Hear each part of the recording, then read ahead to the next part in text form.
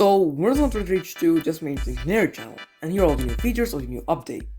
Firstly, the homepage of the File Explorer got redesigned to match with Windows 11's UI, and right below home, there's a new gallery page where all photos from multiple folders are shown in one place. And this has a pretty modern and interactive UI as well. Now come to the taskbar, Microsoft brought the Never Combine and Ungroup features back into the Settings tab. And they also added a new audio mixer that matches the UI of Windows 11.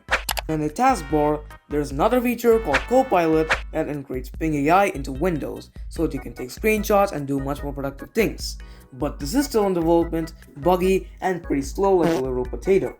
Now moving on to the Settings tab, the new Dynamic Lighting dialog allows you to adjust the RGB lighting on your RGB devices without any third-party software, like your keyboard and mouse. But do keep in mind, Windows 11 2022 is still in development, and these features might be removed in the final update. So alright guys, that's all for today's video. I hope you enjoyed it, and if you did, please hit that like button and subscribe button with the bell notifications on, so that you get notified every single time I post. Thank you guys so much for watching, and goodbye.